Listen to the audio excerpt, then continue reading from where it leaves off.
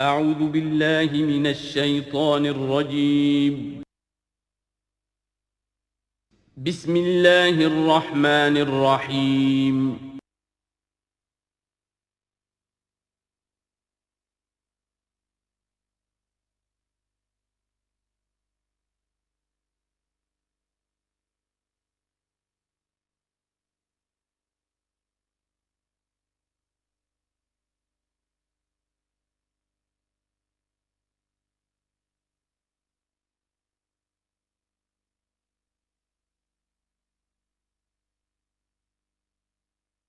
نحمده ونصلي على رسوله الكريم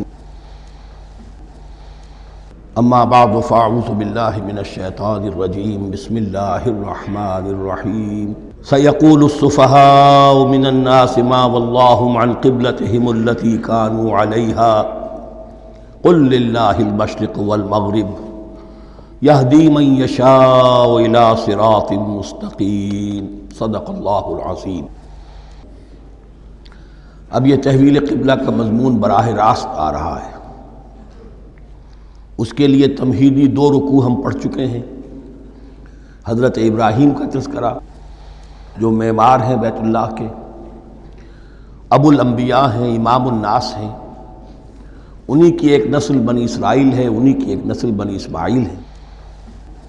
ان کا دین کیا تھا، اس کی بنیاد کیا تھی، انہوں نے اور خود ان کے پوتے حضرت یعقوب نے اپنی اولاد کو کس بات کی وصیت کی تھی، اب وہ اولاد مختلف پگڈنڈیوں پر چل کر کہاں کہاں پہنچ چکی ہے، یہ سارا پس منظر ہے اصل میں اس تحویل قبلہ کے لیے۔ اور تحویل قبلہ پر اب پورے 2 رکوع آ رہے ہیں۔ اس سے بسا اوقات یہ خیال پیدا ہوتا ہے، میرے ذہن میں بھی کبھی ہوتا تھا کہ یہ ایسی بڑی بات کیا تھی جس کے لیے قرآن مجید نے اتنے شد و مد کے ساتھ اور اس قدر تفصیل کے ساتھ بلکہ تکرار کے ساتھ بات کی۔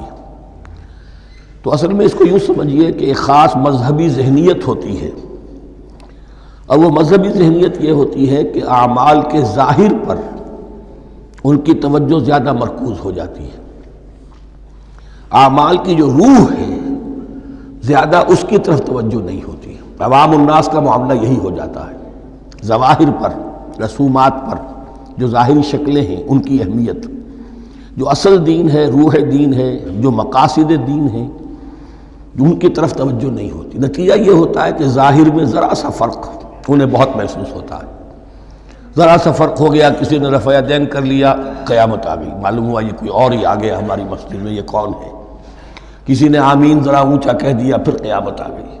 یہ ساری چیزیں جو یہ خاص ایک ذہنیت ہوتی ہے، اس ذہنیت کے پس منظر میں یہ مسئلہ چھوٹا نہیں تھا۔ ایک تو یہ کہ جو قبائلی اور قومی پس منظر تھا اس کے حوالے سے سمجھیے، مکے میں جو لوگ ایمان لائے، ظاہر بات ہے ان سب کو عقیدت تھی خانہ کعبہ کے ساتھ، خود حضور کو تھی، آپ روتے ہوئے نکلے ہیں اور آپ نے یہ فرمایا تھا کہ اے کعبہ مجھے تجھ سے بڑی محبت ہے، لیکن تیرے یہاں کے رہنے والے مجھے یہاں رہنے نہیں دیتے۔ پھر یہ کہ وہ جو عقیدت اور محبت تھی وہ تمام اور مسلمانوں کے دلوں میں بھی تھی۔ مدینے میں آ کر آپ نے رخ بدل دیا۔ جب تک مکے میں تھے معلوم ہوتا ہے کہ حضور جب کھڑے ہوتے تھے نماز کے لیے تو آپ اس طرح کھڑے ہوتے تھے کہ بیک وقت استقبال قبلتین ہو جاتا تھا، یعنی جو جنوبی دیوار ہے ایک طرف وہ کونا ہے جس میں حجر اسود ہے، اور دوسری طرف وہ یمانی ہے، رکن یمانی جو یمن کی طرف ہے، جنوب کی طرف ہے۔ ادھر کوئی شخص کھڑا ہوگا اور وہیں پر انہی کے درمیان جو ہے جب طواف کیا جاتا ہے تو دعا مانگی جاتی ہے، ربنا آتنا فی الدنیا حسنۃ وفی الآخرۃ حسنۃ وقنا عذاب النار۔ باقی پورے طواف میں آپ جو چاہیں دعا مانگے، لیکن یہاں یہ دعا ہے خاص۔ اب اگر کوئی شخص ادھر کھڑا ہو کر نماز پڑھ رہا ہے تو کعبہ تو سامنے ہے ہی، ٹھیک سیت میں یروشلم بھی ہے۔ استقبال القبلتین، ایک ہی وقت میں 2 قبلوں کی طرف رخ ہو گیا۔ مدینہ میں آ کر معاملہ بدل گیا، مدینہ درمیان میں ہے، مکہ مکرمہ اس کے جنوب میں ہے اور یروشلم اس کے شمال میں ہے۔ اب جنوب کی طرف رخ کریں گے تو پیٹھ ہوگی یروشلم کی طرف، یروشلم کی طرف رخ کریں گے تو پیٹھ ہوگی کعبے کی طرف۔ اس میں امتحان ہو گیا ان لوگوں کا جو ایمان لائے تھے کہ آیا وہ محمد الرسول اللہ صلی اللہ علیہ وسلم کے فرمان کی پیروی کرتے ہیں یا اپنی پرانی عقیدتوں اور اپنی پرانی جو روایات ہیں ان کو زیادہ اہمیت دیتے ہیں۔ اللہ کا شکر ہے جو لوگ مکے سے آئے تھے ان کی اتنی تربیت ہو چکی تھی کہ ان میں سے کسی کے لیے کوئی مسئلہ پیدا نہیں ہوا۔ اقبال کا وہ مصرع پھر سنا رہا ہوں، بمصطفیٰ برساں خیش را کے دی ہموست، اگر بہو نہ رسیدی تمام بولا بیست۔ حالانکہ قرآن مجید میں کہیں منقول نہیں ہے کہ اللہ نے حکم دیا تھا، ہو سکتا ہے اللہ نے حضور کو وحی خفی کے ذریعے سے حکم دیا ہو، لیکن وحی جلی میں کہیں نہیں ہے کہ آپ کو حکم دیا گیا ہو کہ اب یروشلم کی طرف رخ کر کے نماز پڑھیے۔ یہ امتحان ہو گیا کہ رسول کا اتباع کتنا کچھ ہے۔ اب جب یہ حکم آیا، اب امتحان ہو گیا جو مدینے میں رہنے والے جو ایمان لائے تھے ان کا، اس لیے کہ یہاں یہودی بھی تھے، بعض ان میں سے ایمان لائے، عبداللہ ابن سلام رضی اللہ تعالیٰ عنہ تھے، ان کو علماء میں سے تھے، لیکن جو اور دوسرے لوگ تھے وہ بھی زیر اثر تھے یہود کے علماء کے، ان کے دل میں بھی یروشلم کی عظمت تھی۔ اب جب انہیں رخ کرنا پڑا تو یہ ان کے ایمان کا امتحان ہو گیا۔ تو یہ بڑا امتحان تھا اس میں کہ جو سب کے لیے مثبر تھا، اور مسلمانوں میں سے بعض لوگوں کے دلوں میں یہ خیال بھی پیدا ہوا ہوگا اگر اصل قبلہ یہ تھا تو ہم نے اب تک جو نمازیں پڑھی ہیں وہ تو پھر ہم نے غلط رخ پر پڑھی، ہماری اتنی سالوں کی کسی کو ایمان لائے ہوئے 10 برس ہو گئے، ہماری ان نمازوں کا کیا بنے گا؟ وہ نمازیں ضائع ہو گئیں تو نماز تو ایمان کا رکن رکین ہے، تو بڑی تشویش پیدا ہو گئی۔ اس کے ساتھ ہی ایک مسئلہ یہ پیدا ہوا سیاسی اعتبار سے کہ یہود اب تک تو یہ سمجھ رہے تھے کہ حضور نے اور مسلمانوں نے ہمارا قبلہ اختیار کر لیا ہے، تو گویا کہ ہمارے کیمپ فالوورز ہیں، ہمارا تو انہوں نے اتباع کیا ہے، لہذا ہمیں کوئی خاص اندیشہ نہیں ان کی طرف سے۔ لیکن اب جب قبلہ بدل گیا تو ان کے کان کھڑے ہو گئے کہ یہ تو پھر کوئی نئی اب ملت ہے اور نئی امت کی تشکیل ہو رہی ہے، لہذا ان کی طرف سے مخالفت جو تھی اس کے اندر شدت زیادہ پیدا ہو گئی۔ یہ سارے مضامین تھے کہ جو یہاں پر زیر بحث آ رہے ہیں۔ سَيَقُولُ السُّفَهَاءُ مِنَ النَّاسِ، بہت غیر معمولی ہے اس کا آغاز ہی اس آیت کا۔ ان قریب کہیں گے لوگوں میں سے احمق اور بے وقوف لوگ، ما وَاللَّهُ مَنْ قِبْلَتِهِمُ الَّتِي كَانُوا عَلَيْهَا، کس چیز نے پھیر دیا انہیں اس قبلے سے کہ جس پر یہ تھے، یعنی یہ 16 مہینے نماز پڑھی ہے بیت المقدس کی طرف رخ کر کے یروشلم کی طرف، اب کس چیز نے پھیر دیا انہیں؟ قُلْ لِلَّهِ الْمَشْرِقُ وَالْمَغْرِبُ، دیکھیے وہی الفاظ جو 14ویں رکوع میں آئے تھے جو تمہید بن رہے تھے، کہہ دیجئے کہ اللہ ہی کے لیے ہے مشرق اور مغرب۔ گویا کہ شمال اور جنوب، مشرق و مغرب، شمال و جنوب، محاورے میں مشرق و مغرب زیادہ استعمال ہوتا ہے، سب اللہ کے ہیں، اللہ کسی سمت میں محدود نہیں ہے۔ یہدی من یشاء الی صراط مستقیم، وہ جس کو چاہتا ہے سیدھے راستے کی طرف ہدایت دے دیتا ہے۔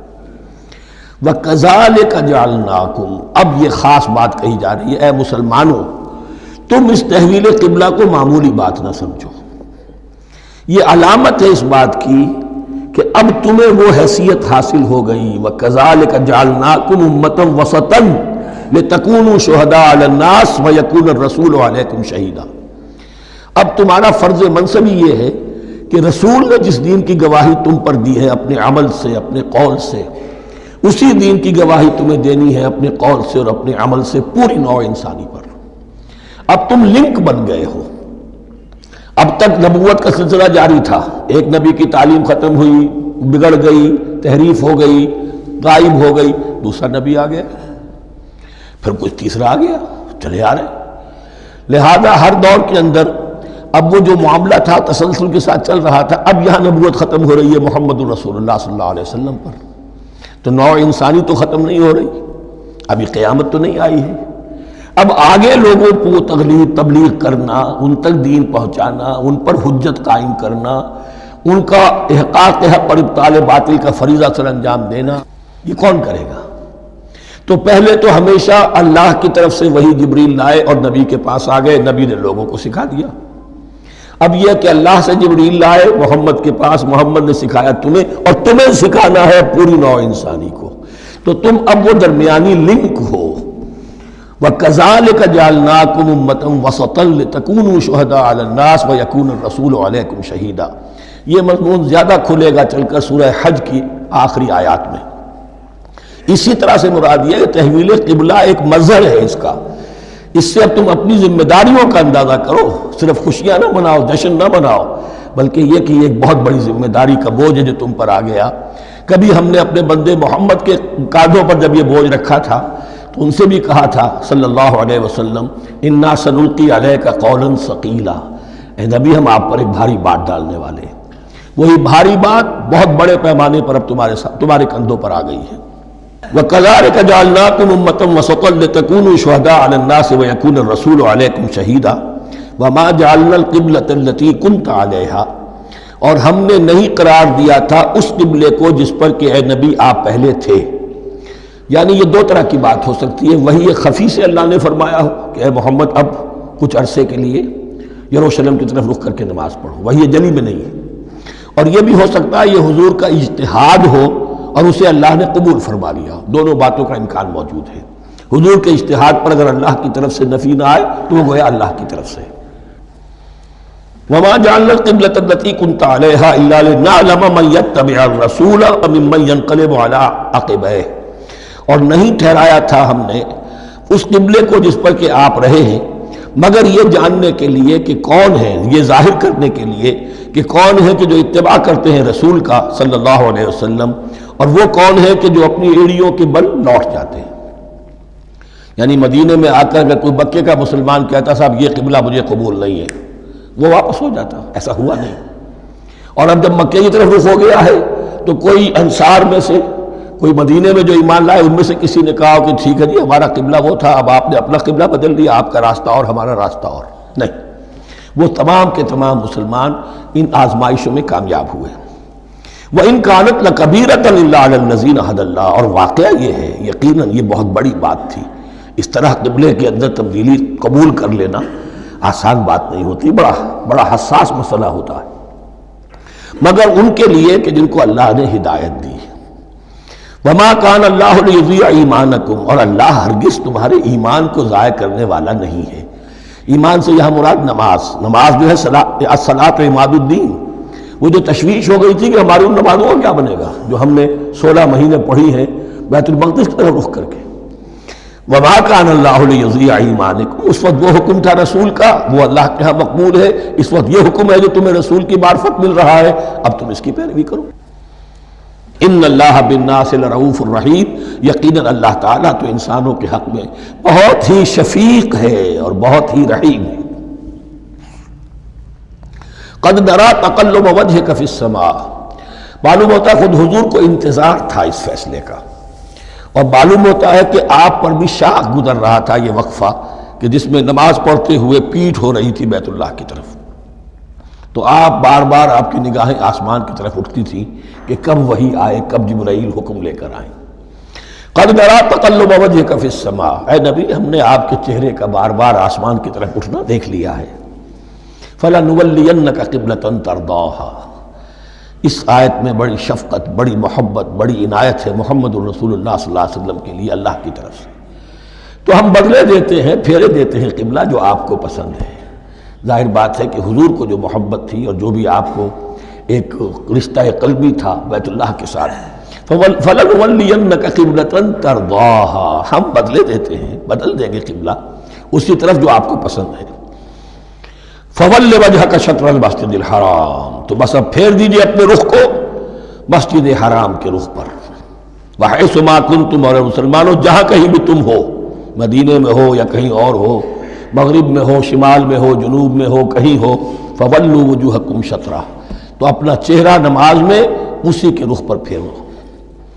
وَإِنَّ الَّذِينَ أُوتُوا الْكِتَابَ لَيَعْلَمُونَ أَنَّهُ الْحَقُّ مِنْ رَبِّهِمْ، اور جن لوگوں کو کتاب دی گئی تھی وہ جانتے ہیں کہ یہ حق ہے ان کے پروردگار کی طرف سے۔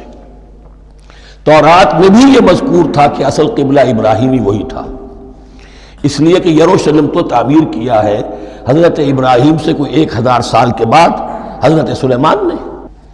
یہ جو بھی ہیکل سلیمانی ہے کم سے کم 1000 برس کا فصل ہے حضرت ابراہیم میں حضرت سلیمان میں۔ تو حضرت ابراہیم کا قبلہ کون سا تھا؟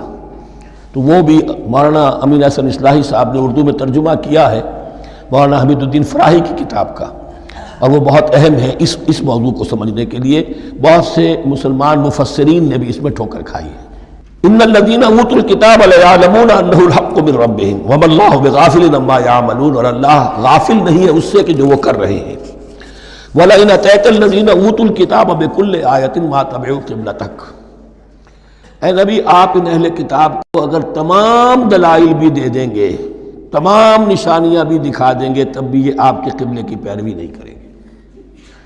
وَمَا أَنْتَ بِتَابِعٍ قِبْلَتَهُمْ، اور نہ ہی اب آپ پیروی کرنے والے ہیں ان کے قبلے کی، یہ تو لکم دینکم ولی دین والا معاملہ ہو گیا۔ وَمَا بَعْضُهُمْ بِتَابِعٍ قِبْلَةَ بَعْضٍ، حد یہ ہے کہ یہ خود جو ہے آپس میں ایک دوسرے کے قبلے کی پیروی نہیں کرتے، یعنی نصارہ اور یہود اگرچہ یروشلم سب کا قبلہ ہے، لیکن عین یروشلم میں جا کر جو یہودی ہیں وہ مغربی گوشے کو اختیار کرتے تھے، مغرب کی طرف رخ کرتے تھے ہیکل سلیمانی میں، اور جو نصارہ ہے وہ مشرق کی طرف، اس لیے کہ حضرت مریم سلام علیہا نے جو اعتکاف کیا تھا مکاناً شرقیہ، وہ جو مکان تھا ان کا جہاں اعتکاف تھا، جہاں فرشتہ ان کے پاس آیا ہے، وہ ہیکل کے کسی شرقی گوشے میں تھا، تو انہوں نے عیسائیوں نے اسی کو اپنا شرقی گوشے کو قبلہ بنا لیا۔ وَلَئِنِ اتَّبَعْتَ أَهْوَاءَهُمْ، اور اے نبی اگر بالفرض آپ نے ان کی خواہشات کی پیروی کی، من بعد ما جاءك من العلم، اس کے بعد کہ آپ کے پاس العلم صحیح علم آ چکا ہے، إِنَّكَ إِذًا لَّمِنَ الظَّالِمِينَ، تو آپ بھی پھر ظلم کرنے والوں میں سے ہو جائیں گے، معاذ اللہ۔ الذین آتیناہم الکتاب یعرفونہ کما یعرفون ابناءہم، جن لوگوں کو ہم نے کتاب دی یعنی تورات اور انجیل کے جو صحیح ماننے والے ہیں، یہ نکتہ یہاں نوٹ کر لیجئے، تورات اور انجیل کے ماننے والوں میں سے غلط کاروں کے لیے مجہول کا صیغہ آتا ہے، اوتوا الکتابہ، جنہیں کتاب دی گئی تھی، اور جو ان میں سے ٹھیک تھے صحیح رخ پر تھے ان کے لیے معروف کا صیغہ ہوتا ہے جنہیں کتاب ہم نے دی تھی۔ یہ انداز جو ہے معروف اور مجہول کا، یہ آپ دیکھیں گے کہ فرق ہوگا، جہاں ان کی کسی غلط بات کا تذکرہ ہوگا الذین اوتوا الکتاب، اور جہاں اچھی بات کا تو وہاں یہ کہ جو آتیناہم الکتاب، الذین آتیناہم الکتاب یعرفونہ کما یعرفون ابناءہم، وہ ایسے ہی پہچانتے ہیں اس کو۔ ہو کی ضمیر قبلے کی طرف بھی ہے، اور ہو کی ضمیر محمد الرسول اللہ کی طرف بھی ہے، ہو کی ضمیر قرآن کی طرف بھی ہے، ایسے پہچانتے ہیں جیسے اپنے بیٹوں کو۔ وَإِنَّ فَرِيقًا مِّنْهُمْ، اور یقیناً ان میں سے ایک گروہ وہ ہے لَيَكْتُمُونَ الْحَقَّ وَهُمْ يَعْلَمُونَ، جو جانتے بوجھتے حق کو چھپاتے ہیں۔ الحق من ربک، یہ حق ہے آپ کے رب کی طرف سے، فلا تکونن من الممترین، تو آپ ہرگز نہ بنے شک کرنے والوں میں۔ یہ حضور سے خطاب ہو رہا ہے، اور حضور کی وساطت سے اصل میں ہر مسلمان سے خطاب ہو رہا ہے، یہ بات ان سے کہی جا رہی ہے کہ اس میں کوئی شک اپنے پاس مت آنے دو، یہ تو حق ہے تمہارے پروردگار کی طرف سے۔ وَلِكُلٍّ وِجْهَةٌ هُوَ مُوَلِّيهَا، ہر ایک کے لیے ہم نے ایک رخ معین کر دیا جس کی طرف کہ وہ رخ کرتا ہے۔ فَاسْتَبِقُوا الْخَيْرَاتِ، تو مسلمانوں تمہارے لیے ایک رخ تو ہم نے معین کر دیا بیت اللہ کا، ایک باطنی رخ کیا ہے؟ نیکیوں میں ایک دوسرے سے آگے بڑھنے کی کوشش کرو۔ ایک ہے ظاہر، نماز کا ظاہر ہے، آپ نے قبلے کی طرف رخ کر لیا ہے، آپ نے وضو کیا ہے، ایک نماز کا باطن ہے، خشوع ہے، خضوع ہے، حضور قلب حاصل ہے، رقت ہے، معلوم ہے کس کے سامنے حاضری ہے۔ اسی طریقے سے قبلہ ایک تو یہ ہے جو کہ کعبہ ہے، بیت اللہ ہے، ایک یہ فاستبقوا الخیرات، تم ہر نیکی کے اندر ایک دوسرے سے آگے بڑھنے کی کوشش کرو۔ اینما تکونوا یأتی بکم اللہ جمیعا، جہاں کہیں بھی ہوگے اللہ تم سب کو لے آئے گا، جمع کر دے گا۔ ان اللہ علی کل شیء قدیر، یقینا اللہ تعالی ہر چیز پر قادر ہے۔ ومن حیث خرجت فول وجهک شطر المسجد الحرام، اور جدھر سے بھی آپ کا نکلنا ہو، کہیں سفر کریں، کہیں بھی جائیں، تو آپ اپنا رخ پھیر دیجئے مسجد حرام کی طرف۔ وَإِنَّهُ لَلْحَقُّ مِن رَبِّكَ، اور یہ یقیناً حق ہے آپ کے رب کی طرف سے۔ وَمَا اللَّهُ بِغَافِلٍ عَمَّا تَعْمَلُونَ، اور اللہ غافل نہیں اس سے کہ جو تم کر رہے ہو۔ یہاں بظاہر جو ہے کلام حضور سے ہے، اصل میں مسلمانوں سے خطاب ہے بواسطہ محمد صلی اللہ علیہ وسلم۔ وَمِنْ حَيْثُ خَرَجْتَ فَوَلِّ وَجْهَكَ شَطْرَ الْمَسْجِدِ الْحَرَامِ وَحَيْثُ مَا كُنْتُمْ فَوَلُّوا وُجُوهَكُمْ شَطْرَهُ، اور دیکھو جہاں بھی تم نکلو اپنا رخ کرو مسجد حرام کی طرف۔ امریکہ میں جاؤ تب بھی رخ ہوگا مسجد حرام کی طرف، روس میں جاؤ رخ تمہارا ہوگا مسجد حرام کی طرف۔ وَحَيْثُ مَا كُنْتُمْ، اور اے مسلمانوں جہاں کہیں بھی تم ہو، فَوَلُّوا وُجُوهَكُمْ شَطْرَهُ، تو اپنے چہروں کو پھیر دو اسی کے رخ پر۔ لِأَلَّا يَكُونَ لِلنَّاسِ عَلَيْكُمْ حُجَّةٌ، تاکہ نہ رہے لوگوں کے پاس تمہارے خلاف کوئی دلیل۔ اب اس بات کو سمجھ لیجئے کہ چونکہ تورات میں لکھا ہوا تھا کہ نبی آخر الزمان کا قبلہ کعبہ ہوگا، اگر حضور یہ قبلہ اختیار نہ کرتے تو علماء یہود حجت قائم کرتے مسلمانوں پر کہ دیکھو تورات میں تو یہ لکھا ہے اور انہوں نے وہ اختیار نہیں کیا. تو یہ گویا کہ ان کے اوپر اتمام حجت بھی ہو رہا ہے اور قطع عذر بھی ہو رہا ہے، ان کی حجت کی جڑ بھی کٹ رہی ہے. الا الذین ظلموا منہم، سوائے ان میں سے ان کے جو ظالم ہیں، اعتراض کرنے کے لیے لاکھ انہوں نے پھر بھی ہیلے بہانے بنائی لینے ہیں. فلا تخشوہم، تو اے مسلمانوں ان سے نہ ڈرو، واخشونی، مجھ سے ڈرو. وَلِأُتِمَّ نِعْمَتِي عَلَيْكُمْ. اور یہ جو تحویل قبلہ ہوئی ہے اور محمد الرسول اللہ صلی اللہ علیہ وسلم کی بعثت کی بنیاد پر ایک نئی امت کو شکل دی جا رہی ہے اور اسے اب امامت الناس سے سرفراز کیا جا رہا ہے، وراثت ابراہیمی اب اسے منتقل ہو گئی ہے. یہ اس لیے ہے وَلِأُتِمَّ نِعْمَتِي عَلَيْكُمْ، اپنی نعمت میں تم پر اس کا اتمام فرما دوں، مکمل کر دوں. وَلَعَلَّكُمْ تَهْتَدُونَ، اور تاکہ تم ہدایت یافتہ بن جاؤ. کما ارسلنا فیکم رسولا، جیسے کہ ہم نے بھیج دیا ہے تم میں ایک رسول. اب یہ دعا ابراہیم و اسماعیل یاد کر لیجئے. ربنا وبعث فیہم رسولا منہم یتلو علیہم آیاتک ویعلمہم الکتاب والحکمت ویزکیہم. اب گویا کہ وہاں تو دعا تھی اور یہ 3000 سال کے بعد اس دعا کا ظہور ہو رہا ہے بعثت محمدی کی شکل میں. کما ارسلنا فیکم رسولا منکم، جیسے کہ ہم نے بھیج دیا ہے تم میں رسول اپنا، تم ہی میں سے. یتلو علیکم آیاتنا، وہ تلاوت کرتا ہے تم پر ہماری آیات. ویزکیکم، تمہیں پاک کرتا ہے، تزکیہ کرتا ہے تمہارا. ویعلمکم الکتاب والحکمہ، اور تمہیں تعلیم دیتا ہے کتاب و حکمت کی. ویعلمکم ما لم تکونوا تعلمون، اور تمہیں تعلیم دے رہا ہے ان چیزوں کی جو تمہیں معلوم نہیں تھی. یہاں ایک نقطہ بڑا اہم ہے، حضرت ابراہیم اور اسماعیل کی دعا میں جو ترتیب تھی یہاں اللہ نے اس کو بدل دیا ہے. وہاں کیا تھا؟ تلاوت آیات، تعلیم کتاب و حکمت، پھر تزکیہ. یہاں کیا ہے؟ تلاوت آیات، پھر تزکیہ، پھر تعلیم کتاب و حکمت. اب ظاہر بات ہے کہ حضرت ابراہیم حضرت اسماعیل نے جو بات کہی وہ بھی غلط تو نہیں ہو سکتی، لیکن ہم یہ کہہ سکتے ہیں کہ اس کی امپرووڈ فارم یہ ہے جو اللہ تعالیٰ کی طرف سے دی گئی، اس لیے کہ تزکیہ مقدم ہے. اگر نیت صحیح نہیں ہے تو تعلیم کتاب و حکمت مفید نہیں ہوگی بلکہ گمراہی میں اضافہ ہوگا. نیت کج ہے تو گمراہی بڑھتی چلی جائے گی. اور تزکیہ کا حاصل کیا ہے؟ نیت درست ہو جائے، اخلاص، نحن لہ مخلصون. اگر یہ نہیں ہے تو جتنا پڑھو گے، جتنے بڑے عالم ہوگے، شیطان بھی بن سکتے ہو. بڑے بڑے فتنے عالموں نے اٹھائے ہیں.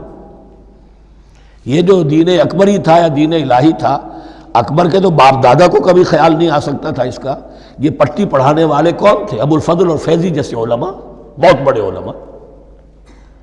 اسی طرح غلام احمد قادیانی، اس کو اصل میں جو بھی پٹیاں پڑھائی ہیں وہ تو پڑھائی حکیم نور الدین نے، جو بہت بڑا عالم تھا، اہل حدیث عالم تھا. تو در حقیقت بہت بڑا عالم ہوگا، اگر اس کی کج ہو گئی نیت تو اتنا ہی بڑا فتنہ اٹھا دے گا. اس پہلو سے تزکیہ مقدم ہے، اور اس کا ثبوت یہ ہے، یہی مضمون سورہ آل عمران میں آیا، یہی مضمون پھر سورہ جمعہ میں آئے گا. وہاں بھی ترتیب یہی ہے، تینوں جگہ پر اللہ کی طرف سے ترتیب یہی ہے. یتلو علیکم آیاتنا ویزکیکم، تمہیں ہماری آیات پڑھ کر سنا رہا ہے اور تمہارا تزکیہ کرتا ہے. ویعلمکم الکتاب والحکمہ، اور اس تزکیے کے بعد پھر تعلیم کتاب و حکمت. ویعلمکم ما لم تکونوا تعلمون، اور تمہیں سکھا رہا ہے جو کچھ علم تمہیں حاصل نہیں تھا.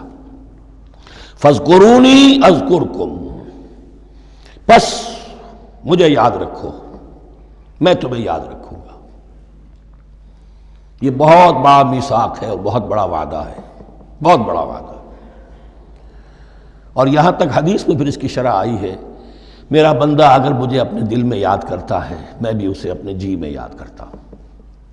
اور میرا بندہ اگر میرا ذکر کسی محفل میں کرتا ہے تو میں اس سے بہت اعلیٰ محفل میں اس کا ذکر کرتا ہوں. اس کی محفل تو بہت بلند و بالا ہے، ملائے اعلیٰ کی محفل ہے، فرشتے ملائکہ مقربین کی محفل ہے. خدا خود میر محفل بود اندر لامکا خسرو، محمد شمع محفل بود شب جائے کہ من بودم. اب خسرو کس عالم میں تھے جب یہ شعر کہہ گئے ہیں؟ تو بہرحال ہے تو صحیح، ایک محفل تو ہے. میں اس سے بڑی بہتر محفل میں ان کا تذکرہ کرتا ہوں.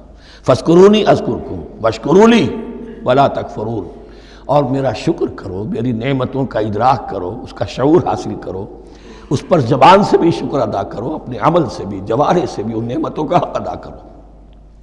یہاں وہ 18 رکوع ختم ہو گئے، نصف اول اس سورہ مبارکہ کا مکمل ہو گیا۔ اب آگے سے خطاب ہے یا ایھا الذین آمنوا، ایک نئی امت آ گئی، چارٹر اس کا آ گیا۔ کیوں بنایا گیا تمہیں؟ لتکونوا شہداء علی الناس ویکون الرسول علیکم شہیدا، تم اب لنک ہو ہمیشہ ہمیشہ کے لیے محمد اور پوری نوع انسانی کے درمیان۔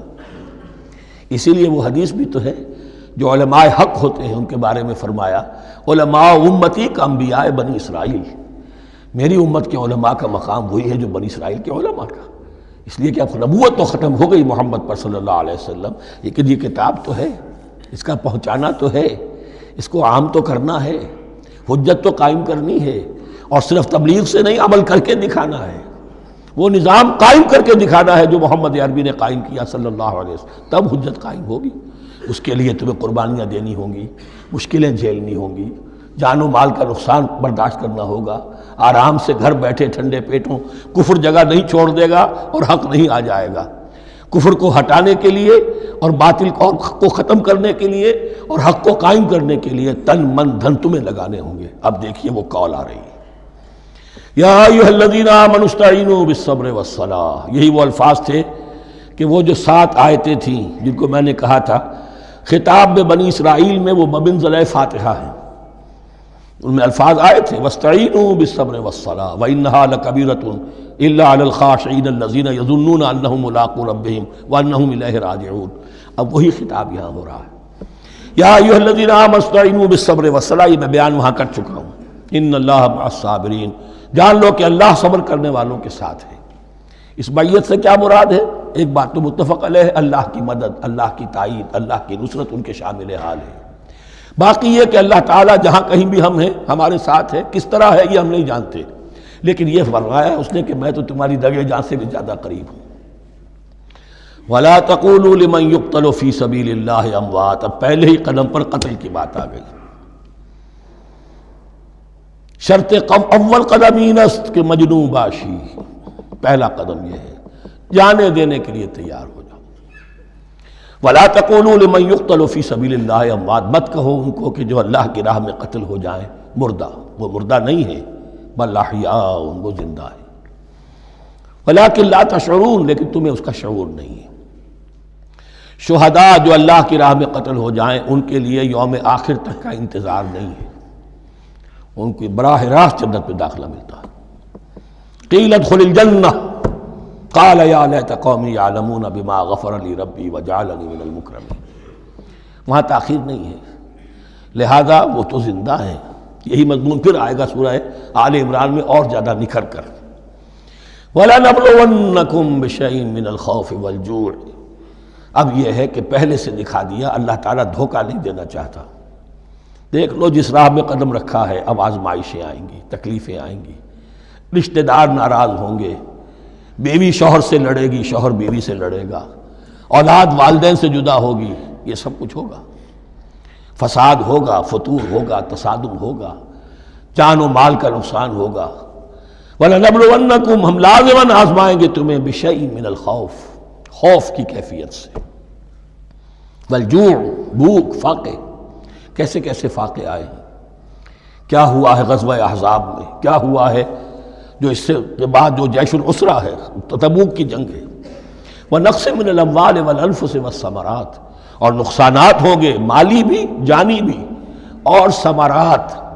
اب ثمرات یہاں دو معنی دے رہا ہے، چونکہ مدینے والوں کی جو تھی اصل جو ان کی معیشت تھی وہ زرعی تھی، پھل، خاص طور پر کھجور، یہ ان کی پیداوار تھی، جسے آج کل آپ کہتے ہیں کیش کراپ جو ہے ان کی، وہ یہ تھی۔ اب ایسا بھی ہوگا کہ فصل تیار کھڑی ہے، اگر اسے اتارا نہ کھجور سے تو ضائع ہو جائے گی، اور ادھر سے تبوک کا حکم آ گیا نکلو اللہ کی راہ، یہ ساری فصل ضائع ہو جائے گی۔ امتحان ہو گیا کہ نہیں؟ اور اس کے علاوہ ایک اور ہے اس کا مفہوم، انسان کچھ بہت محنت کرتا ہے، جد و جہد کرتا ہے، کیریئر بناتا ہے، اپنا ایک مقام بنا لیتا ہے اس کیریئر میں، اس پروفیشن میں، اس راستے پر آتا ہے تو کچھ اور ہی شکل اختیار کرنی پڑتی ہے۔ وہ تجارت کے زمانے میں جو محنت کی تھی، وہ کیریئر کو اب جمانے میں جو محنت کی تھی، وہ سارا کا سارا معاملہ جو ہے وہ کھو کر پھر اس وادی میں آنا پڑتا ہے۔ وَلَنَبْلُوَنَّكُمْ، یہ بھی ثمرات ہیں نا، محنت کے ثمرات۔ وَلَنَبْلُوَنَّكُمْ بِشَيْءٍ مِّنَ الْخَوْفِ وَالْجُوعِ وَنَقْصٍ مِّنَ الْأَمْوَالِ وَالْأَنفُسِ وَالثَّمَرَاتِ وَبَشِّرِ الصَّابِرِينَ، اور اے نبی بشارت دیجئے صابروں کو، صبر کرنے والوں کو۔ یہ کون ہے؟ الذین اذا اصابتہم مصیبۃ، وہ لوگ کہ جن کو جب بھی کوئی مصیبت آئے قالوا انا للہ وانا الیہ راجعون، وہ کہتے ہیں ہم اللہ ہی کے تو ہیں، اللہ ہی کی طرف ہمیں لوٹ جانا ہے، کل بھی جانا تھا، آج چلے جائیں، حاضر ہیں، جتنی جلدی بلا لیں۔ نشان مرد مومن باتوں گویم، جو مرگ آیا تبسم مر لبے اوست، مرد مومن کی تو نشانی یہی ہے کہ جب موت آئے تو مسرت کے ساتھ اس کے چہرے پر، اس کے ہونٹوں پر مسکراہٹ ہو۔ یہ ایمان، جو میں نے کہا تھا لٹمس ٹیسٹ یہ ہے کہ بندہ مومن اس دنیا میں زیادہ رہنے کی خواہش نہیں کر سکتا۔ لائف از اے لائبلٹی، جو لمحہ آ رہا ہے اس کا حساب دینا ہوگا، تو جتنی عمر بڑھ رہی ہے حساب بڑھ رہا ہے۔ It's not an asset, it's a liability. اور الدنیا سجن المومن و جنت الکافر، یہ تو مومن کے لیے ایک قید خانہ ہے، ہاں کافروں کی جنت۔ وَبَشِّرِ الصَّابِرِينَ الَّذِينَ إِذَا أَصَابَتْهُمْ مُصِيبَةٌ قَالُوا إِنَّا لِلَّهِ وَإِنَّا إِلَيْهِ رَاجِعُونَ أُولَٰئِكَ عَلَيْهِمْ صَلَوَاتٌ مِّن رَّبِّهِمْ وَرَحْمَةٌ، یہ ہیں وہ لوگ کہ جن پر ہر وقت اللہ کی عنایتوں کا نزول ہوتا رہتا ہے اور رحمت کی بارش ہوتی رہتی ہے۔ وَأُولَٰئِكَ هُمُ الْمُهْتَدُونَ، اور یہی لوگ ہیں ہدایت یافتہ، جنہوں نے واقعتاً ہدایت کو اختیار کیا ہے۔ اور جو ایسے مرحلے پر ٹھٹک کر کھڑے رہ جائیں، پیچھے رہ جائیں، پیچھے بیٹھ جائیں، پیٹھ موڑ لیں، وہ گویا کہ ختم ہوا ان کا معاملہ۔ اب چونکہ اس معاملے میں بحث ہو گئی تھی خانہ کعبہ کی بھی، پھر اسی میں مقام ابراہیم کی بات آ گئی تھی، تو کچھ ذہنوں میں سوال پیدا ہوا کہ یہ جو حج کے مناسک میں صفا اور مروہ جو ہے، یہ بھی تو آخر اسی کا تو ان کی کیا حقیقت ہے، کوئی حقیقت ہے یا نہیں؟ فرمایا ان الصفا والمروۃ من شعائر اللہ، یہ بھی اللہ کے شاعر میں سے ہے۔ شاعر کسے کہتے ہیں؟ وہ چیز جو شعور بخشے۔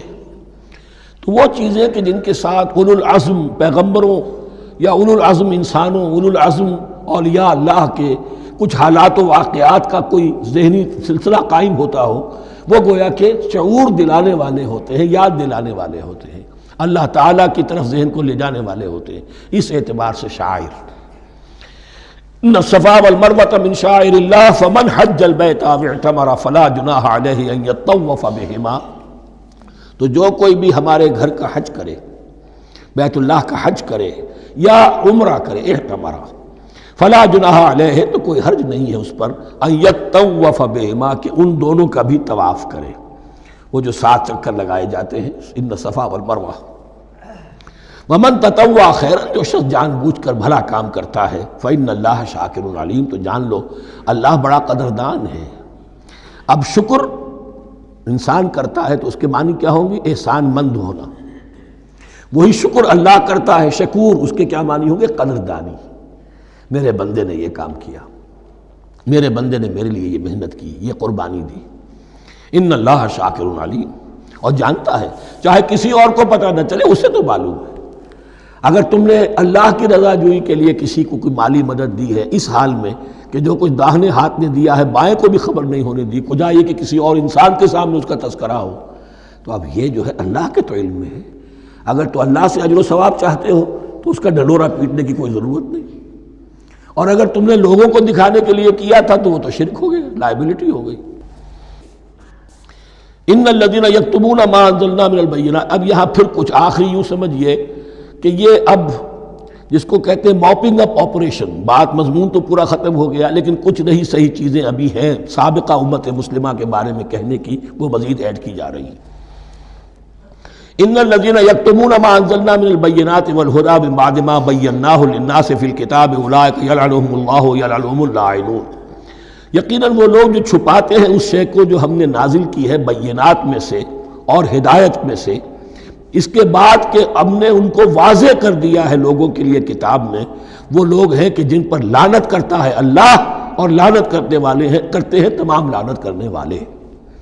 یعنی علم ایک بہت بڑی جو ہے امانت ہے، اس علم کا چھپانا، کتمان حق، ہم آیت پڑھ آئے ہیں وَمَنْ أَظْلَمُ مِمَّنْ يَكْتُمُ شَهَادَةً عِنْدَهُ مِنَ اللَّهِ، اگر اللہ کی طرف سے کوئی گواہی کسی کے پاس ہے اور وہ اسے چھپا لے تو اس سے بڑا ظالم کون ہوگا۔ اب انہی کی وضاحت ہو رہی ہے، کیسی کیسی کھلی شہادتیں تورات اور انجیل میں تھیں اور ان کو یہ چھپائے پھر رہے۔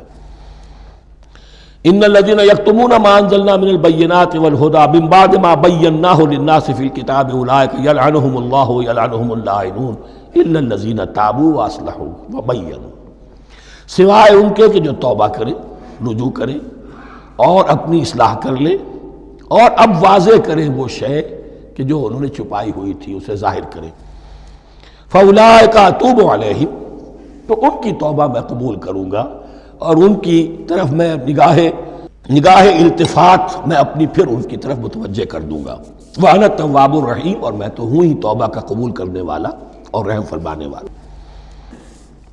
إِنَّ الَّذِينَ كَفَرُوا وَمَاتُوا وَهُمْ كُفَّارٌ، یقیناً جن لوگوں نے کفر کیا اور وہ مرے اسی حال میں کہ کفر پر قائم تھے، أُولَٰئِكَ عَلَيْهِمْ لَعْنَةُ اللَّهِ وَالْمَلَائِكَةِ وَالنَّاسِ أَجْمَعِينَ، ان پر تو لعنت ہے اللہ کی بھی اور فرشتوں کی بھی اور تمام انسانوں کی بھی۔ خالدین فیہا، اس لعنت کی کیفیت میں وہ اب ہمیشہ رہیں گے۔ لا یخفف عنہم العذاب، نہ ان پر سے عذاب کے اندر کوئی کمی کی جائے گی، ولا ہم ینظرون، نہ انہیں کوئی مہلت ملے گی کہ عذاب کا تسلسل ذرا سی دیر کے لیے وقفہ ہو جائے، سانس لینے کی مہلت مل جائے۔ ولا ہم ینظرون۔ وَإِلَٰهُكُمْ إِلَٰهٌ وَاحِدٌ، سن لو تمہارا الہ اور معبود ایک ہی الہ ہے۔ لا الہ الا هو الرحمن الرحیم، اس کے سوا کوئی الہ نہیں ہے اور وہ رحمان ہے اور رحیم ہے۔ اب جو آیت آ رہی ہے اس کے پڑھنے سے پہلے ایک بات سمجھ لیجئے کہ یہ جو اب 22 رکوعوں کا مضمون ہم پڑھ رہے ہیں، مجھے یہ بات آج شروع میں واضح کرنی چاہیے تھی، اس میں ترتیب کیا ہے۔ میں پہلے عرض کر چکا ہوں کہ پہلے 18 رکوعوں کی تقسیم ورٹیکل کی ہے ہم نے، 18 کو 4 رکوع ادھر، 10 درمیان میں، پھر 4 ادھر۔ یہاں اب چلے گی ہاریزونٹل تقسیم، افقی تقسیم، اور اس کی بھی شکل کیا ہے کہ 4 مضامین ہیں کہ جو تانے بانے کے ساتھ بنے ہوئے ہیں، یا 4 لڑیاں ہیں مضمون کی کہ جن کو بٹ کر رسی بنا دیا گیا۔ وہ 4 مضامین کیا ہیں؟ مسلمانوں سے خطاب میں ان کے لیے عبادات اور احکام اور شرائع، یہ واجب ہے، یہ کرنا ہے، یہ حلال ہے، یہ حرام ہے، نماز فرض ہے، روزہ فرض ہے، وغیرہ وغیرہ۔ اور 2 لڑیاں جہاد، جہاد بالمال، جہاد بالنفس۔ جہاد بالنفس کی آخری انتہا قتال ہے، جہاں انسان نقد جان ہاتھ پر رکھ کر، ہتھیلی پر رکھ کر میدان میں حاضر ہو جاتا ہے۔ جو جنگ میں گیا اس نے اپنے آپ کو موت کے لیے پیش کر دیا، بچ کر آ جائے تو بونس ہے۔ اس اعتبار سے یہ 4 جڑیں۔ شریعت کو 2 حصوں میں تقسیم کیجئے، عبادات اور پھر بقیہ احکام شریعت، معاملات، جن میں خاص طور پر شوہر اور بیوی کا تعلق جو ہے وہ سب سے اہم ہے۔ لہذا اس صورت میں آپ دیکھیں گے تفصیلی احکام آئیں گے آئلی قوانین کے ضمن میں۔ دوسری طرف جہاد بالمال یعنی انفاق، اللہ کی راہ میں خرچ کرنا، اور جہاد بالنفس جس کی آخری منزل قتال۔ اب یہ 4 لڑیاں اس طرح سے ہیں، فرض کیجئے ایک لال لڑی ہے، ایک پیلی ہے، ایک نیلی ہے، ایک ہری ہے، ان کو بٹ دیا گیا ہے۔ جب ایک طرف سے دیکھیں گے تو کٹا پھٹا نظر آئے گا، رنگ لال نظر آیا، پھر پیلا نظر آیا، پھر نیلا نظر آیا، پھر ہرا، پھر لال، پھر نیلا، پھر پیلا، پھر ہرا۔ تو ایسا معلوم ہوگا جیسے کٹے پھٹے ہیں مضامین۔ لڑیاں کھول دیجئے، معلوم ہوگا ایک لڑی وہ بھی بڑی مسلسل ہے، جہاد بالمال کی، ایک لڑی ہے جہاد بالنفس یعنی قتال کی، ایک لڑی ہے جو عبادات کی، ایک لڑی ہے معاملات کی اور شریعت کے احکام کی۔ یہ 4 لڑیاں، اور یہ تانے بانے کی طرح بنی ہوئی ہیں، لیکن اسی بنتی میں بہت بڑے حسین پھول موجود ہیں۔ طویل آیات اور طویل آیات، عظیم ترین آیات قرآن مجید کی، ان میں سے اب ایک آیت یہاں آ رہی ہے۔ اس کو میں نے عنوان دیا ہے آیت الآیات۔ ان فی خلق السماوات والارض واختلاف اللیل والنہار والفلک التي تجری فی البحر بما ينفع الناس وما انزل اللہ من السماء من ماء فاحیا به الارض بعد موتها وبث فیہا من کل دابۃ وتصریف الریاح والسحاب المسخر بین السماء والارض لآیات لقوم یعقلون۔ اتنے فینومینا آف نیچر کسی ایک آیت میں جمع نہیں ہے قرآن۔ اللہ تعالیٰ تمام فینومینا آف نیچر کو اپنی آیتیں قرار دیتا ہے، آسمان اور زمین کی تخلیق، رات اور دن کا الٹ پھیر مختلف جگہوں پر، اور یہ جو ستارے ہیں اور یہ جو بھی نباتات ہیں زمین کی، ان میں سے آیتیں ہی آیت۔ لیکن ان آیت الآیات کو جس طرح یہاں ایک آیت میں سمویا ہے، یہ حکمت کا ایک بہت بڑا پھول ہے، بہت بڑا پھول جو ان چار لڑیوں کی بنتی کے اندر آ گیا ہے۔ یقیناً آسمان اور زمین کی تخلیق میں اور رات اور دن کے الٹ پھیر میں اور اس جہاز میں یا کشتی میں جو چلتی ہیں سمندر میں یا دریاؤں میں، وہ سامان لے کر جو لوگوں کو نفع دیتا ہے، بما ینفع الناس وما انزل اللہ من السماء من ماء، اور اس پانی میں کہ جو اللہ نے اتارا ہے آسمان سے، فاحیا بہ الارض بعد موتہا، اور پھر اس سے وہ زندہ کر دیتا ہے زمین کو اس کے مردہ ہو جانے کے بعد۔ بے آب و گیا زمین پڑی تھی، بارش ہوئی ہے، اسی میں سے روئیدگی آ گئی ہے۔ وَبَثَّ فِيهَا مِن كُلِّ دَابَّةٍ، اور یہ تمام حیوانات اور چرند اور پرند جو اس کے اندر پھیلا دیے گئے ہیں۔ وَتَصْرِيفِ الرِّيَاحِ، اور یہ ہواؤں کا چلنا جو ہے، کبھی پروا چل رہی ہے، کبھی پچھمی چل رہی ہے، کبھی مشرق سے آ رہی ہے، کبھی مغرب سے آ رہی ہے، تصریف الرياح ہے۔ وَالسَّحَابِ الْمُسَخَّرِ بَيْنَ السَّمَاءِ وَالْأَرْضِ، اور ان بادلوں میں کہ جو معلق کر دیے گئے آسمان اور زمین کے درمیان۔ لَآيَاتٍ لِقَوْمٍ يَعْقِلُونَ، ان سب میں آیات ہیں، نشانیاں ہیں ان لوگوں کے لیے جو عقل سے کام لیں۔ ان کو دیکھو اور ان کے خالق کو، مدبر کو پہچانو۔ آیات ہے، اور ان کے آیات کے پہچاننے کا جو عملی نتیجہ نکلنا چاہیے، اور جس کو عام طور پر لوگ نہیں پہنچ پاتے جس تک، اب اگلی آیت میں اس کا تذکرہ ہے۔ نتیجہ تو نکلنا یہ چاہیے کہ پھر محبوب اللہ ہی ہو، شکر اسی کا ہو، اطاعت اسی کی ہو، عبادت اسی کی ہو۔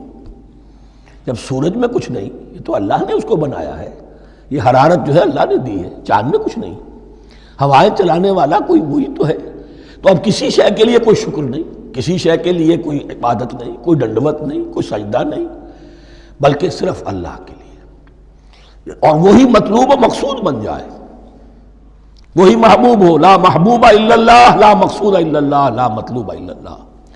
جن لوگوں کی یہاں تک رسائی نہیں ہو جاتی، وہ لوگ کسی اور شے کو اپنا محبوب و مطلوب بنا کر اس کی پرستی شروع کر دیتے ہیں۔ خدا تک نہیں پہنچے، اپنے نفسی کو معبود بنا لیا، جو یہ کہے کر رہے، معبود تو ہو گیا۔ ارأیت من اتخذ الہہ ہواہ، اپنے قوم کو معبود بنا لیا، قوم کی برتری کے لیے اور قوم کی سربلندی کے لیے جانے بھی دے رہے، وطن کو معبود بنا لیا۔ اس حقیقت کو علامہ اقبال نے سمجھا ہے، اس دور کا سب سے بڑا بت وطن ہے۔ اس دور میں میں اور ہے، جام اور ہے، جم اور، ساقی نے بنا کی روش لطف و ستم اور، تہذیب کے آزر نے ترشوائے صنم اور، مسلم نے بھی تعمیر کیا اپنا حرم اور، ان تازہ خداؤں میں بڑا سب سے وطن ہے، جو پیرہن اس کا ہے وہ مذہب کا کفن ہے۔ نیشنلزم، ٹیریٹوریل، وطنی قومیت، وطن کی جے، یہ معبود بنائے بیٹھے۔ تو اب یہاں سنیے، وَمِنَ النَّاسِ، اور لوگوں میں سے کچھ ایسے بھی ہیں، مَن يَتَّخِذُ مِن دُونِ اللَّهِ أَندَادًا، جو اللہ کو چھوڑ کر کچھ اور چیزوں کو اس کا مد مقابل بنا دیتے ہیں۔ وطن کو بنا لیا، قوم کو بنا لیا، ہیومنزم، انسانیت، نوع انسانی، ہم اس کے خدمتگار ہیں، ہم اس کی بہتری کے لیے کام کر رہے ہیں، یہ بھی ایک معبود بن گیا۔ اور سب سے گھٹیا انسان وہ ہے کہ اپنے ہی حسن کا دیوانہ بنا پھرتا ہوں، اپنا ہی نفس ہے، اسی کے گر چکر لگا رہا ہے، وہی حریم ہے اس کا، وہی حرم ہے اس کا، اور وہ طواف کر رہا ہے اپنے نفس کا، تو وہ بھی تو اس کا ایک معبود ہے۔ لوگوں میں سے وہ بھی ہیں کہ جو اللہ کو چھوڑ کر کسی اور چیز کو اس کا مد مقابل بنا دیتے ہیں۔ یحبونہم کحب اللہ، اور ان سے محبت کرنے لگتے ہیں جیسی کہ اللہ سے کرنی چاہیے۔ یہ فلسفہ ہے اصل میں، ہندی میں سے آدرش کہتے ہیں، عربی میں نصب العین، انگلش میں آئیڈیل۔ ہر باشعور انسان کسی شے کو اپنا آئیڈیل بناتا ہے اور اس سے پھر محبت کرتا ہے، اس کے لیے جیتا ہے، اس کے لیے مرتا ہے، قربانیاں دیتا ہے، اثار کرتا ہے، قوم کے لیے قربانی، وطن کے لیے قربانی، فلاح کے لیے قربانی، خود اپنی ذات کے لیے قربانی۔ یحبونہ کحب اللہ، یہ سارے کام تو اللہ کے لیے کرنے کے تھے۔ جیو اللہ کے لیے، مرو اللہ کے لیے، محبت اس سے کرو۔ ان صلاتی و نسکی و محیای و مماتی للہ رب العالمین۔ تم نے اپنی یہ ساری نسبتیں کسی اور شے کے ساتھ وابستہ کر دی، تم نے اللہ کا مد مقابل تراش لیا۔ می تراشت فکر ما ہر دم خدا بندے دیگر، رست از یک بند تا افتاد در بندے دیگر۔ انسان معبود تراشتا رہتا ہے اپنے ذہن سے، اور ان کے لیے محبت کرتا ہے، جانیں دیتا ہے، قربانیاں دیتا ہے۔ وَمِنَ النَّاسِ مَن يَتَّخِذُ مِن دُونِ اللَّهِ أَندَادًا يُحِبُّونَهُمْ كَحُبِّ اللَّهِ، یہ مضمون بھی سورہ حج میں زیادہ واضح ہوگا۔ وَالَّذِينَ آمَنُوا أَشَدُّ حُبًّا لِلَّهِ، پھر یہ لٹمس ٹیسٹ کا لفظ میری زبان پر آ رہا ہے، اور جو لوگ واقعتاً صاحب ایمان ہوتے ہیں ان کی شدید ترین محبت ہوتی ہے اللہ کے ساتھ۔ اگر یہ نہیں ہے، اگر یہ نہیں تو بابا پھر سب کہانیاں ہیں۔ کوئی شے اللہ سے زیادہ محبوب ہو گئی وہ تمہاری معبود ہے، تم نے اللہ کو چھوڑ دیا، چاہے وہ دولت ہی ہے، تائس عبد الدینار و عبد الدرہم، ہلاک و برباد ہو جائے درہم و دینار کا بندہ۔ نام عبد الرحمن ہے، حقیقت میں عبد الدینار ہے۔ دینار آنا چاہیے، حرام سے آئے، حلال سے آئے، جائز سے آئے، ناجائز سے آئے، تو معبود اللہ نہیں ہے، معبود دینار ہے۔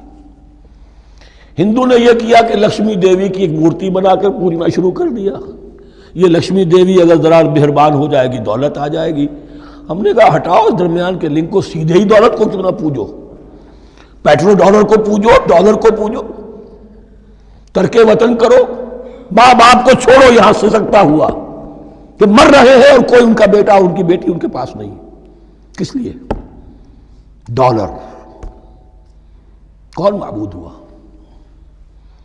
وَمِنَ النَّاسِ مَن يَتَّخِذُ مِن دُونِ اللَّهِ أَندَادًا يُحِبُّونَهُمْ كَحُبِّ اللَّهِ وَالَّذِينَ آمَنُوا أَشَدُّ حُبًّا لِلَّهِ وَلَوْ يَرَى الَّذِينَ ظَلَمُوا إِذْ يَرَوْنَ الْعَذَابَ أَنَّ الْقُوَّةَ لِلَّهِ جَمِيعًا، اور کاش کہ دیکھ لیتے یہ لوگ جو اس شرک میں اور اس گناہ میں مبتلا ہیں، ظلم شرک کے معنی، جب وہ دیکھیں گے عذاب کو اور یہ بات واضح ہو جائے گی کہ قوت تو ساری کی ساری اللہ کے ہاتھ میں ہے، کسی کے پاس کچھ نہیں۔ وَأَنَّ اللَّهَ شَدِيدُ الْعِقَابِ، اور یہ کہ اللہ سزا شدید العذاب، اللہ سزا دینے میں بہت سخت ہے۔ اس وقت آنکھ کھلے گی تو فائدہ کیا ہوگا؟ اب آنکھ کھلے تو فائدہ ہے۔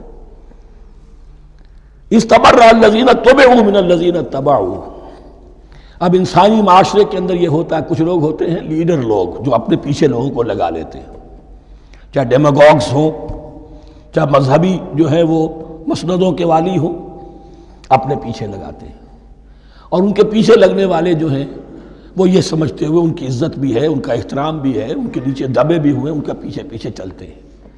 قیامت کے دن وہ تبرہ کریں گے، ان تم نے ہمیں مروایا، ہم تمہاری پیروی کرتے رہے، ہم نے سمجھا تم جو کہہ رہے ہو وہ ٹھیک ہے، ہم نے تمہیں اپنا لیڈر مانا۔ اب وہ اعلان برات کریں گے، اللہ ہمارا ان سے کوئی تعلق نہیں۔ استبرأ الذین اتبعوا، اور اس کے جواب میں پھر وہ کریں گے ہمارا تم سے کوئی تعلق نہیں۔ اس روز کے جن لوگوں کا اتباع کیا گیا تھا دنیا میں، لیڈر لوگ، وہ ان لوگوں سے جنہوں نے پیروی کی تھی ان سے تبرہ کریں گے۔ وَرَأَوُا الْعَذَابَ وَتَقَطَّعَتْ بِهِمُ الْأَسْبَابُ، اور وہ دیکھ لیں گے عذاب کو، نگاہوں کے سامنے جہنم آ جائے گی اور تمام رشتے منقطع ہو جائیں گے۔ یوم یفر المرء من اخیہ وامہ وابیہ وصاحبتہ وبنیہ لکل امرئ منہم یومئذ شأن یغنیہ یود المجرم لو یفتدی من عذاب یومئذ ببنیہ وصاحبتہ واخیہ وفصیلتہ التی تؤویہ ومن فی الارض جمیعا ثم ینجیہ۔ ہر انسان چاہے گا میرے باپ کو، بیٹے کو، بھائی کو، ماں کو، بیوی کو، اولاد کو، تمام انسانوں کو جھونک دو جہنم میں، خدا کے لیے کسی طرح مجھے بچا لو۔ تقطعت بہم الاسباب، سارے رشتے منقطع ہو جائیں گے، جن رشتوں کی وجہ سے حرام کو حلال اور حلال کو حرام کر رہے ہو، جن کی دلجوئی کے لیے حرام کی کمائی کرتے ہو، جن کی دلجوئی کے لیے دین کے راستے سے آگے نہیں بڑھ رہے ہو، دین کے راستے میں بیوی ناراض نہ ہو جائے، گھر والے ناراض نہ ہو جائیں. بتقطعت بہم الاسباب، یہ سارے رشتے یہیں تک کے لیے ختم ہو جائیں. وقال الذین اتبعوا، اور جو ان کے پیروکار تھے وہ کہیں گے لو ان لنا کرۃ، اگر کہیں ہمیں دنیا میں لوٹنا نصیب ہو جائے، فنتبرأ منہم کما تبرؤوا منا، تو ہم بھی ان سے اسی طرح برات کریں گے جیسے آج یہ ہم سے برات کر رہے ہیں. کذالک یریہم اللہ اعمالہم حسرات علیہم، اس طرح اللہ ان کو دکھائے گا ان کے اعمال حسرتیں بن جائیں گے. کاش کہ ہم نے سمجھا ہوتا، کاش کہ ہم نے ان کی پیروی نہ کی ہوتی، کاش کہ ہم نے ان کو اپنا لیڈر اور اپنا ہادی اور رہنما نہ مانا ہوتا. وما ہم بخارجین من النار، لیکن وہ اب آگ سے نکلنے والے نہیں ہوں گے. یا ایھا الناس کلوا مما فی الارض حلالا طیبا ولا تتبعوا خطوات الشیطان انہ لکم عدو مبین. اے لوگو، زمین میں جو کچھ حلال اور طیب ہے، حلال ہے اور پاک ہے، صاف ستھری چیز اور حلال چیز، وہ کھاؤ، اور شیطان کے نقش قدم کی پیروی نہ کرو. انہ لکم عدو مبین، یقیناً وہ تمہارے لیے کھلا دشمن ہے. یہ بحث اصل میں کھلے گی سورہ انعام میں جا کر. وہاں عرب میں یہ رواج تھا، بتوں کے نام پر کوئی جانور چھوڑ دیتے تھے، جیسے ہندوؤں میں بھی تھی رواج، ہم نے تو بچپن میں دیکھا ہے. کوئی سانڈ چھوڑ دیا، کسی کے کان جو ہے وہ چیر دیے، یہ فلاں بت کے لیے ہے، فلاں دیوی کے لیے ہے. اب اسے کوئی کچھ نہیں کہہ سکتا تھا، وہ جہاں چاہیں وہ منہ ماریں جا کر ان کا، اور پھر ان کا ظاہر بات ہے ان کا گوشت کیسے کھایا جا سکتا تھا. تو عرب میں بھی یہ رواج تھے، اور ابھی تک اس کے کچھ نہ کچھ ریزیڈول ایفیکٹس تھے. آباء و اجداد کی جو رسمیں چلی آ رہی ہوں وہ آسانی سے جو ہے وہ چھوٹتی نہیں ہیں، کچھ نہ کچھ اثرات رہتے ہیں، جیسے آج تک ہمارے ہاں ہندوانہ اثرات موجود ہیں.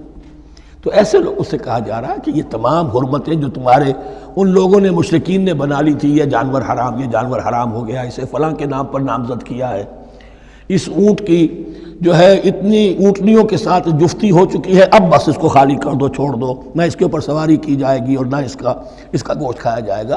یہ کوئی نہیں ہے، جو چیز حلال ہے اصلاً اور طیب ہے کھاؤ. انما یامرکم بالسوء والفحشاء، یقیناً شیطان تمہیں حکم دیتا ہے بدی کا اور بے حیائی کا. وان تقولوا علی اللہ ما لا تعلمون، اور اس کا کہ تم کہو اللہ کی طرف نسبت کر کے جو تم جانتے نہیں ہو، کہ اللہ نے حرام کیا. بھائی تمہیں کہاں معلوم؟ کوئی دلیل لاؤ، کسی کتاب میں دکھاؤ کہ اللہ نے یہ چیز حرام کر دی. وَإِذَا قِيلَ لَهُمُ اتَّبِعُوا مَا أَنزَلَ اللَّهُ قَالُوا بَلْ نَتَّبِعُ مَا أَلْفَيْنَا عَلَيْهِ آبَاءَنَا، اور جب ان سے کہا جاتا ہے اتباع کرو اس کی جو اللہ نے نازل کیا ہے. قالوا، وہ کہتے ہیں بل نتبع ما الفینا علیہ آباءنا، ہم تو پیروی کریں گے اس کی جس پر ہم نے پایا اپنے آباء و اجداد کو. اولو کان آباؤہم لا یعقلون شیئا ولا یہتدون، کیا وہ اپنے آباء و اجداد ہی کی پیروی کرتے رہیں گے، خواہ ان کے آباء و اجداد نہ کسی بات کو سمجھ پائے ہوں نہ ہدایت یافتہ ہوئے.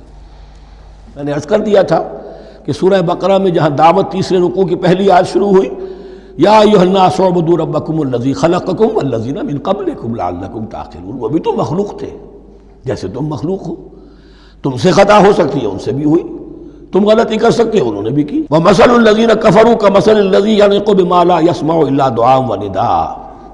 یہاں ذرا تمثیل کے اندر ایک پیچیدگی ہے کہ بظاہر ترجمہ تو یہ ہوگا کہ مثال ان لوگوں کی جنہوں نے کفر کیا اس شخص کی سی ہے جو پکار رہا ہے ایسی چیز کو جو نہ سنتا ہے نہ سمجھتا ہے.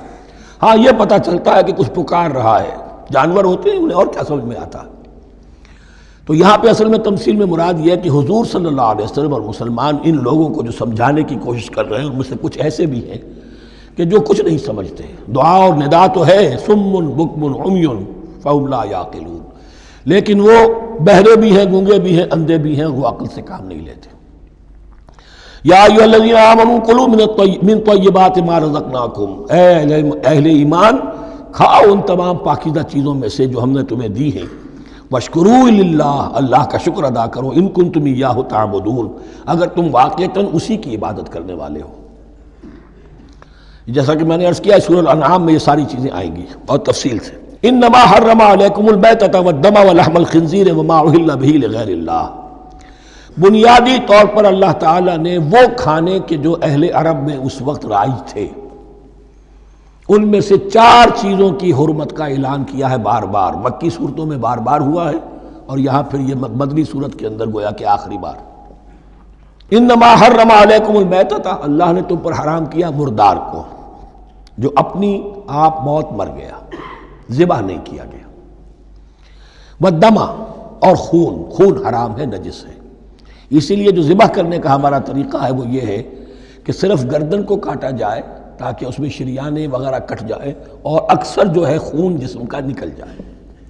اگر جھٹکا کیا جائے جیسے سکھ کرتے تھے، ایک ہی تلوار کے وار سے گردن اڑا دی بکری کی، یا یہ کہ جیسے کہ یورپ وغیرہ میں ہوتا ہے، تو پھر وہ خون اندر رہ جاتا ہے جسم کے، اس کے اندر پھر وہ اینٹھن نہیں ہوتی اس حیوان کے جسم میں کہ جس سے خون جو ہے وہ باہر چلا جائے، تو وہ لحم الخنزیر، اور تیسری چیز ہے خنزیر کا گوشت، اور چوتھی چیز وما اہل بہ لغیر اللہ، اور وہ کہ جس پر پکارا گیا ہو کسی کا نام اللہ کے سوا۔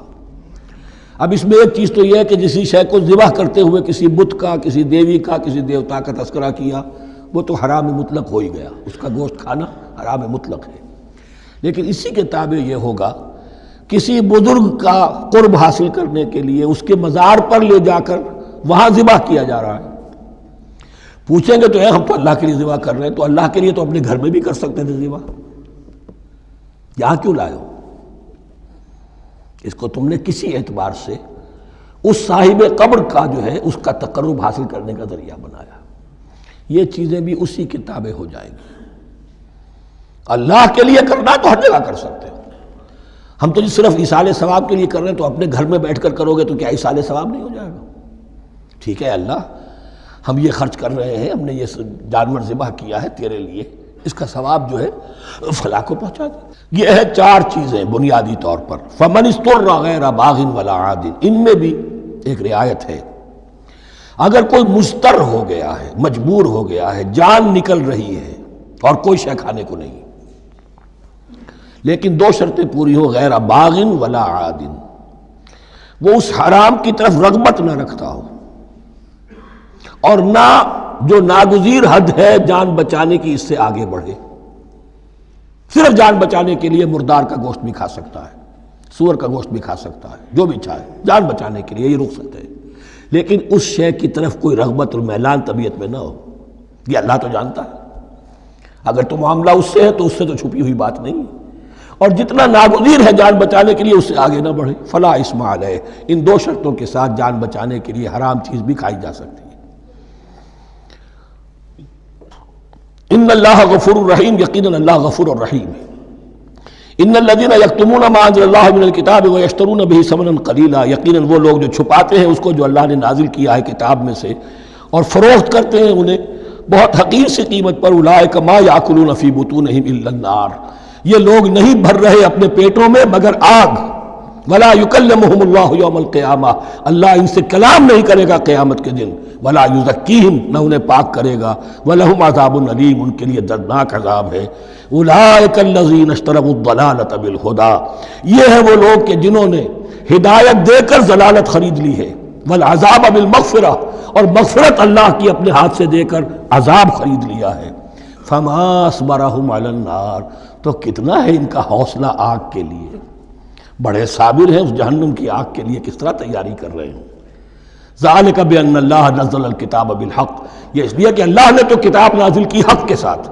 وان الذین اختلفوا فی الکتاب لفی شقاق بعید، اور یقیناً جن لوگوں نے کتاب اور شریعت میں پھر یہ پگڈنڈیاں نکالی اختلاف کی، وہ بڑی ہی دشمنی میں اور بڑی ہی شقاوت کے اندر مبتلا ہو گئے۔ بارک اللہ لی ولکم فی القرآن العظیم ونفعنی وإیاکم بالآیات والذکر الحکیم۔ Subscribe to our channel by clicking the subscribe button. Click the bell button and enjoy the latest uploads